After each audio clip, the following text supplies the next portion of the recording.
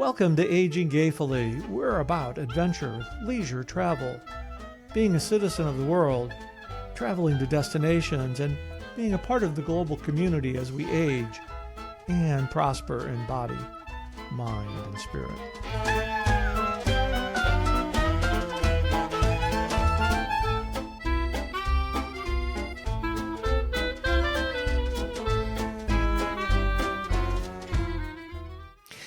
Welcome to Aging Gayfully. I'm Josh. And I am Chris. Hi, Chris. How are you doing? It's been a couple of weeks since we talked. Josh, yeah, you've been busy. Well, yes. Very, very busy. But aren't we all busy? Are you still Too busy? Are you still acting? You know, I've had some voiceover gigs the last couple of weeks. Haven't had any additional roles here recently, but you know, it was funny you mentioned that because I've been on my gig accounts here today, just kind of updating with the latest voiceovers and commercials, home commercials I've done. So nice. But I'm for hire. Well, for some things, but yeah, it's fun. So I have a question for you, and this is not a joke. This is a genuine question. I was scrolling through social media, as I do, probably a little bit too often, but we're not here to talk about that. And I saw a couple of gentlemen in a podcast, kind of like this setup, you know, talking to each other, and they were genuinely trying to figure out what the most common name for gay men is. And so they gave their answer, right? And then I texted my friend Refined Gay Jeff to get his answer.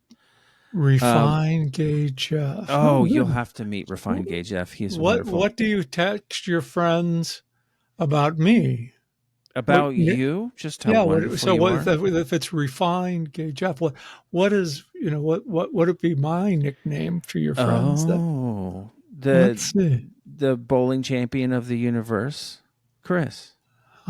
I'll run with that. I like that. Yeah. So I got his answer. Mm-hmm. What would you say the most common name for gay men? Now, I don't know that there's any research behind this. I just think it's fascinating, a fascinating thing to think about. Well, you know, as I'm prone to do in my circle of life here, I'm prone to say, well, I think it's different for different generations. Okay, well, let's just go for right now, since this is where we are. Right now? Yeah. You know, I just have to say that you know, that's a good question. I usually I have something right off the top of my bald head, but today I kind of stumbled to say, you know, what would be a common description of a gay man, and I would just make it simple and just say he's a gay man. Okay. Well, I was wondering about a name.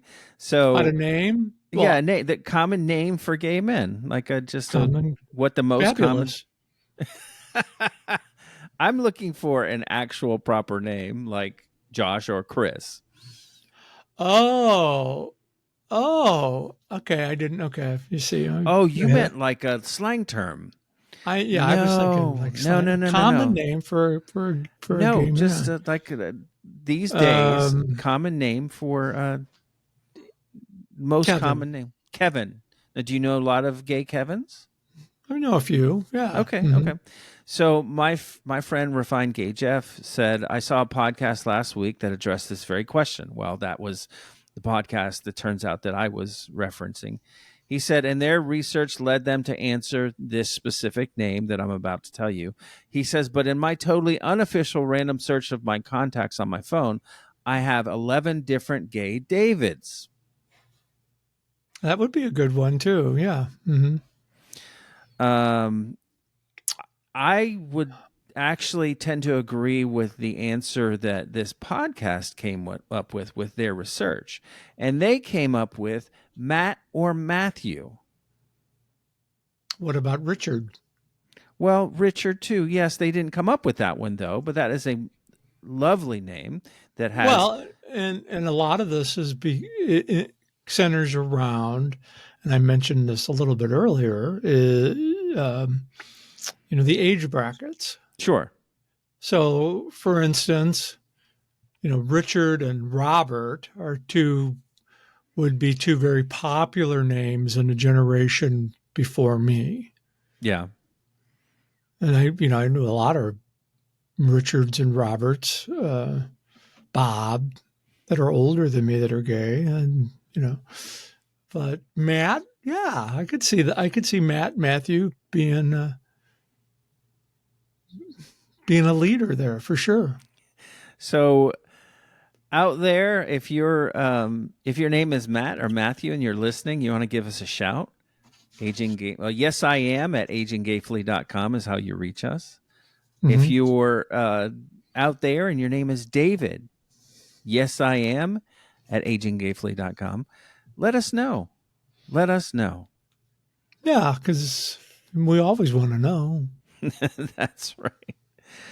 So we had a topic all planned and ready. And then I had the last couple of weeks that I had. And I think that it was time for me to sit here and call up on the mountain for the wisdom of the old graybeard that graces my screen here.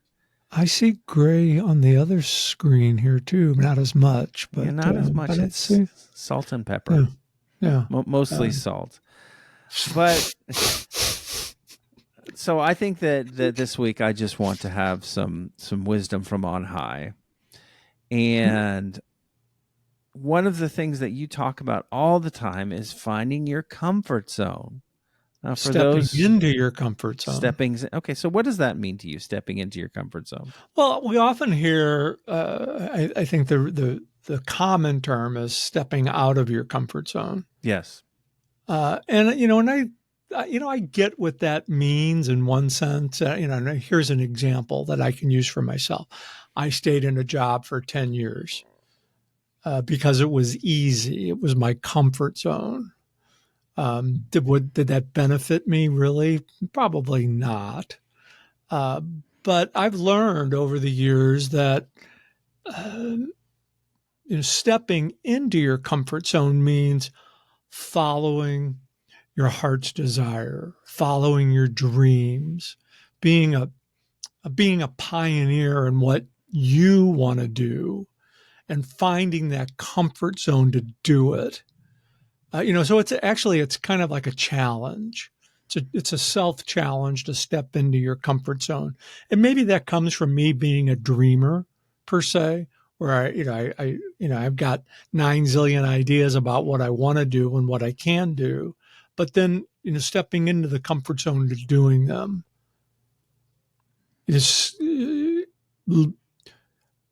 removing all the noise that has been filtered into your brain over the years about what you can and cannot do, and focusing on what you can do and not worrying about what other people think or say or the impressions that that might linger. And here's an example. I won't mention his name because he is a friend, even though I haven't seen him in a while.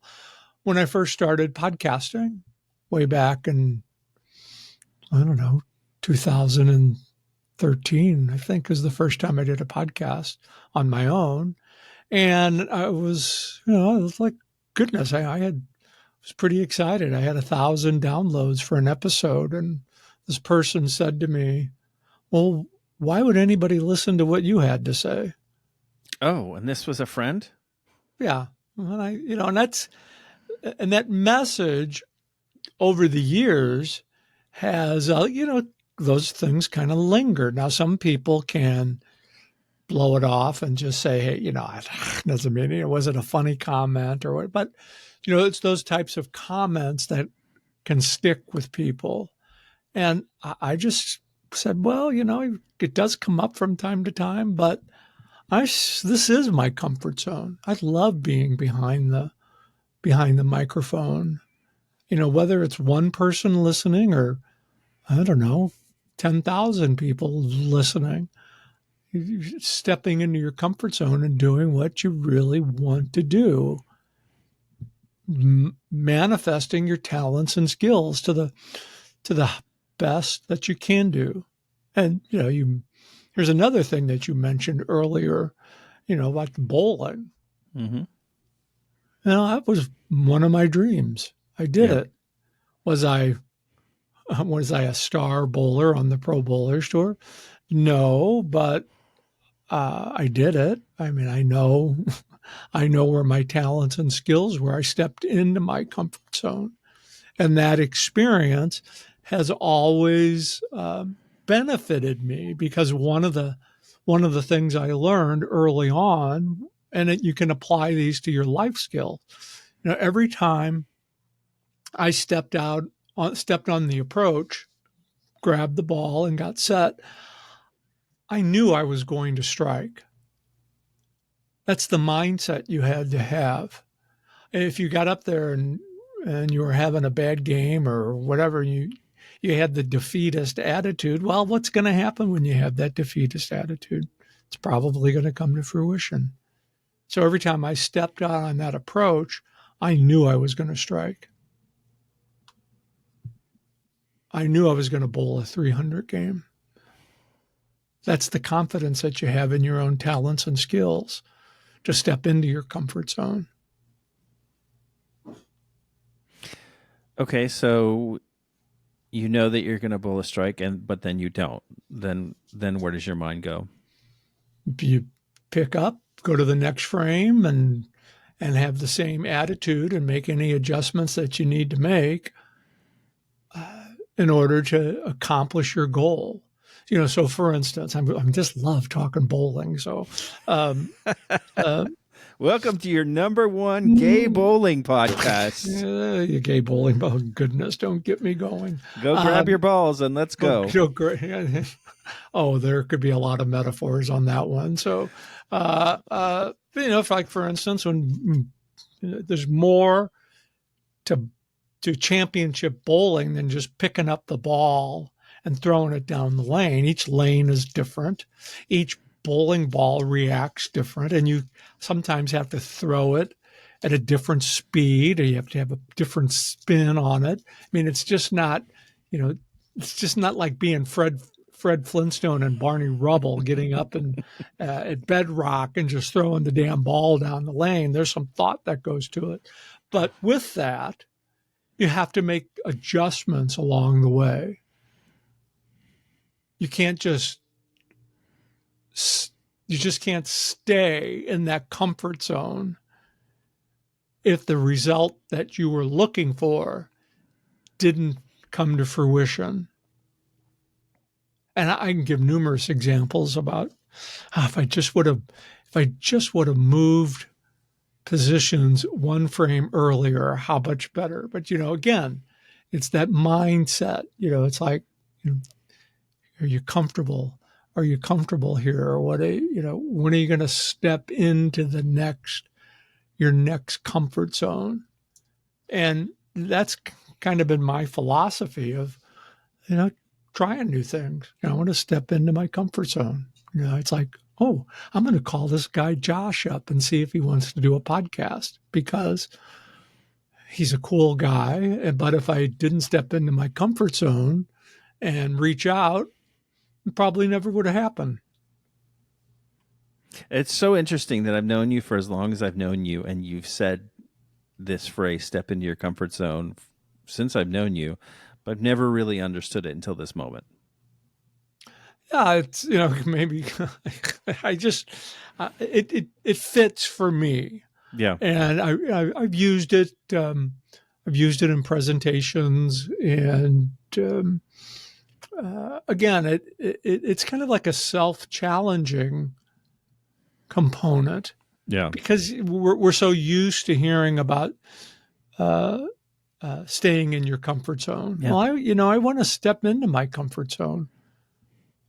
uh, I, I don't want to linger in one particular comfort. I want to move to the next one because that's when you grow. Mm-hmm. That's why I use that example of staying in my job at Catholic Charities. I stayed in that job for 10 years. Mm-hmm. Why? Because it was comfortable. Mm-hmm. I knew it from the back of my hand. I could walk in and just it was like almost robotic. Mm-hmm. But what challenged me at that time? Not a whole lot. So stepping into your comfort zone uh, is is challenging, but it's so beneficial because I think it's safe to say that every one of us has a dream of something that they want to do. And what's the practicality of that dream? Well, I understand, we'll just use the two of us as example. I'm single. I don't have kids. So I can take a little bit more risk in some sense than what somebody like yourself who's raising a family. Mm-hmm. There's some nuances in this that certainly apply, but I still think it comes down to finding that comfort that you're looking for and stepping into it. What are your talents and skills? Are you using your talents and skills to the best of their abilities? It sounds a little bit like this idea of manifesting. Are you familiar with this? Yeah. Mm-hmm. Is it would you draw a parallel between the two? Well, I think there's definitely a parallel between manifesting your own happiness, Mm-hmm. as I think is what you were getting at there. Yeah, and it's basically for people who aren't living inside my brain, which is most people. When I say that, it's this idea that I've seen all over recently of basically thinking good things into the universe and the universe will make it so. Now I'm oversimplifying it there. I Right. really am. But that's basically the idea. And then the opposite is that when you are thinking negatively and negative thoughts and you will receive from the universe negative outcome. Well, I I got to think about this how I want to phrase this. If you're engulfed in negativity, then that's what you're going to manifest. If you're engulfed in positivity, well, there'll be some challenging days, but maybe the analogy is, are you a half empty glass or a half full glass? And I think a lot of that has to do with, are you into, or have you stepped into your comfort zone? If you feel like you're having to do something just for the sake of having to do it, and there are many credible examples of that. You just things that you have to do even though you don't want to do them. Yeah. And that and I'm not poo-pooing any of that, but there comes a point when enough's enough. Like, well, again, I'm going to use the Catholic Charities example. There was a day when enough was enough, and I went in and resigned.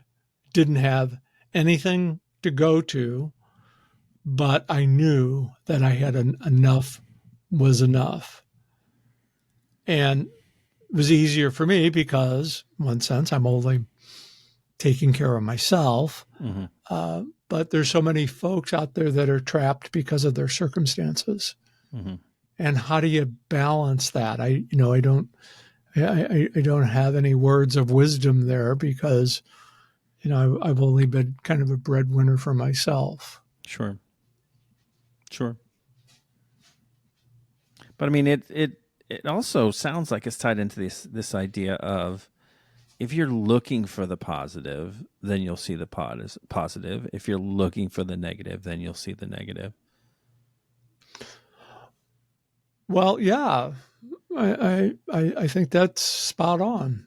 Mm-hmm. And and when you're balancing those two, what what attracts you more? Mm-hmm. If you find yourself that you're attracted more to the negative side of it, things or opportunities or the what ifs, uh, then you're probably not willing to step into your comfort zone and pursue what you really want to pursue. And I'm not saying I'm 100% adhering to this. I have numerous doubts, especially with all the different projects Mm-hmm. that I've got my hands in. But one thing is that, and if I'm just talking about myself, I've really have never given up. I've pursued the film project. I've pursued the network. I've pursued, the Aging Gayfully. Well, I did quit bowling, but that's, that has more to do with age than desire, because the competitive side of me is still there. I mean, I watch some of the bowling reels now. I said, I could dust off the shoes and the ball, but then my body would probably fall apart as I threw the ball down the lane. But that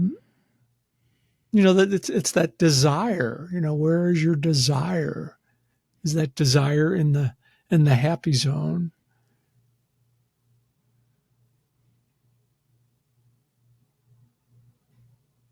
I've seen so many seniors who have just kind of assumed that, okay, well, I I can't try anything new. I can't do anything new. It's too late.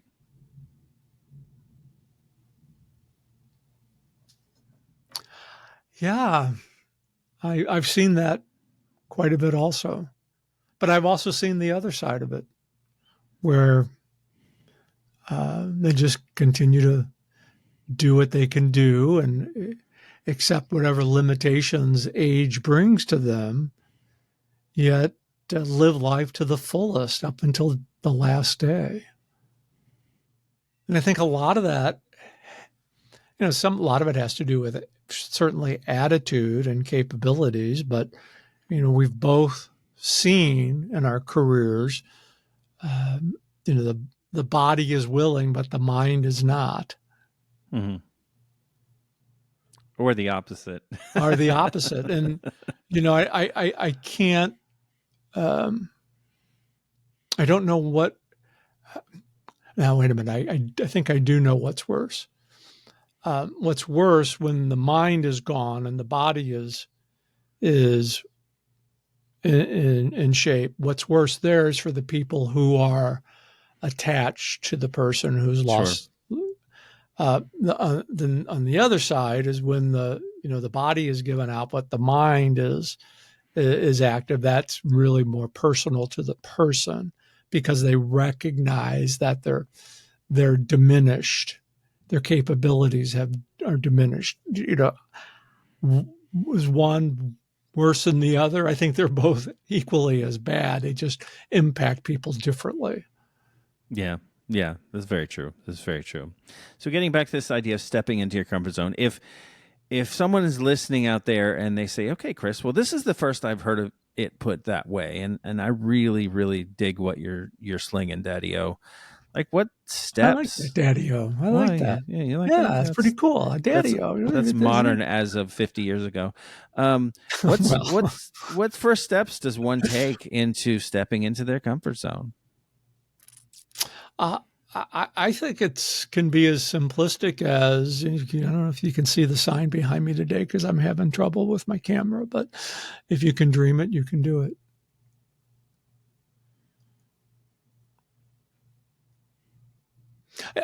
And I think another example, and because I've gotten hooked on YouTube and Oh, watching all these seniors who have picked up and have gone on travel expeditions all throughout the world.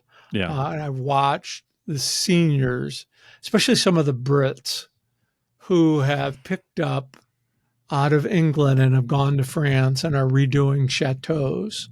Oh, interesting. Yeah, so and I really cued into the uh, the senior traveler because really, in essence, that's something that Aging Gayfully is really wanting to do, but the time right now isn't right. Not because the desire isn't there, Mm. just the home dynamics that we're currently under. But that doesn't mean that the desire to step into that's not there because it's well, what if I do it when I'm 70? Well, that's just a year and a half away. Yeah. Why not? It'd be a lot easier than going on the senior pro bowler tour. True, true, true. But I have to say, I did see a video just the other day of a senior woman in her 80s bowling a 300 game. Oh, I've never done that throughout any part of my life. So, Well, you just got to get with the right crowd here. I think you're getting there. You're getting there. no, this is not one of the things I want to settle into my comfort zone with. You don't want to have a 300 game? No, I'm all right. I'm good. Okay. Okay. I had a very short um, little history on a bowling team when I was like 10 or 11 or something. Yeah, I'm all right. It's You're all so right. interesting thinking about that though, because bowling in the 70s and early 80s was such a thing because you go into the bowling alley and everything smelled a certain way, and by a certain way I mean it smelled like feet and cigarettes. And yeah, no, it was such an interesting thing. It's very evocative. Yeah, bowling's making quite a comeback. Is it? Yeah, making quite. When I watch these videos and see all the different, what would be the right? I don't have the right word because I'm not up with all the terms, but I see what I see is much different than what I experienced, Yeah. and from what I read about it, what little I read about it, it's very positive. There is a resurgence in bowling, Okay. and yeah, I still have it's kind of like those things you have in your life that they may not be present, but they're never left. They've never left. Oh, I love that. I love that. I'd love to hear what y'all have to say out there about this idea of Yeah, stepping stepping into into your your comfort. So comfort zone. Yeah. what perpetrated this conversation? I'm going to Oh, turn good the. heavens! It's just been a long couple of weeks. It's been a long couple of weeks, and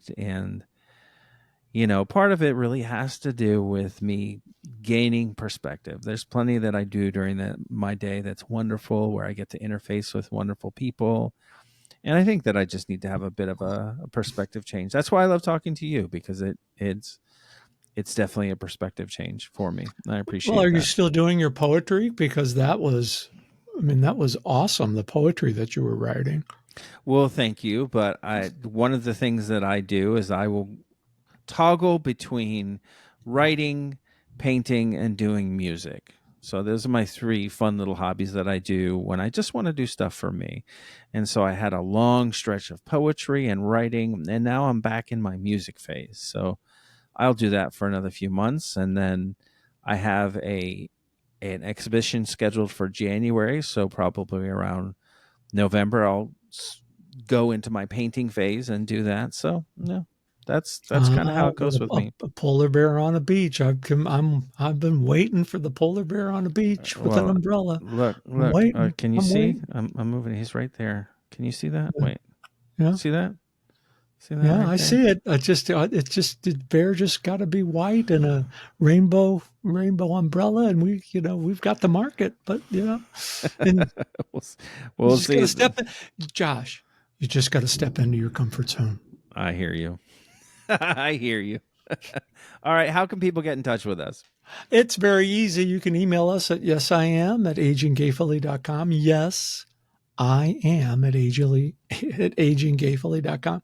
And I keep talking about this, but there is a new website coming when I step into my comfort zone to do it. Okay. Do you want Yeah. to say what that is or no? No, because it's I'm in the middle of tidying up the film project. Um, I've got the template picked out for the new website, but it's again not prioritizing; it's segmenting the time I in understand. order to do it. I understand. So, but yes, I am at AgingGayfully.com. All right. Well, we're looking forward to hearing from you all out there. And Chris, thank you. You've definitely made me feel better. There we go. And Josh, I have a question for you before you go. Go Maybe we ahead. can follow up on this because we had this discussion at home here because we needed to get the hair dryer out to fix something on one of the tables. I didn't know that hair dryers, if you put heat on a stain on a table, that it will take the blemish out and you polish it. It was like magic. But I want to know, and we can talk about this next time, how many bald-headed people out there own a hair dryer? Okay. Okay. Yes, I am at AgingGayfully.com. Write in if you're bald and you own a hair dryer. See you next time. Alrighty. Bye now.